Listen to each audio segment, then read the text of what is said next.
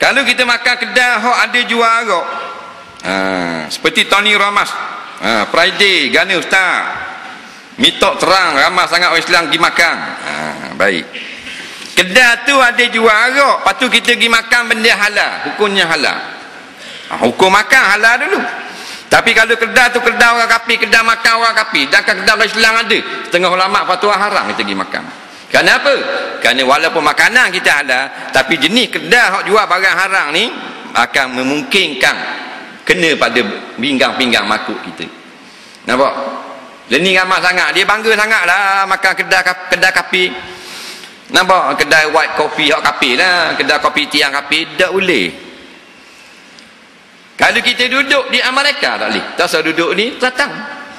Kita pergi di Amerika, pergi di Kanada, tak boleh makan kedai orang kafir, melainkan makan pinggang dia bersih. Sahabat mai, ya Rasulullah, kami duduk pada bumi kafir yang tak beriman kepada Allah, adakah boleh kami makan dalam pinggang-pinggang mereka itu? Nampak? Apa nak kulu fi aniyatihim, boleh tak kami makan dalam bekas-bekas ni kedai orang kafir? Kami duduk negeri kafir. Nabi kata basuh dulu pinggang, kemudian baru boleh makan dalam bekas tersebut. Tu di negeri kafir, faham lagi? Barulah dibenarkan kita masuk kedai makanan kafir, tetapi bersihkan pinggang makuk dan sudu dulu. Masuk kuyuk belanga. Dah kita negeri orang Islam, nak seleng dia masuk kedai kafir dengan sebab kejahilan kita, hukumnya haram. Yang pertama fitnah, yang kedua membantu mengembangkan ekonomi orang kafir, padahal kedai orang Islam ada, lain tak ada kedai orang Islam. Kemudian kedai orang kafir ni dia bersih tak? Tak bersih.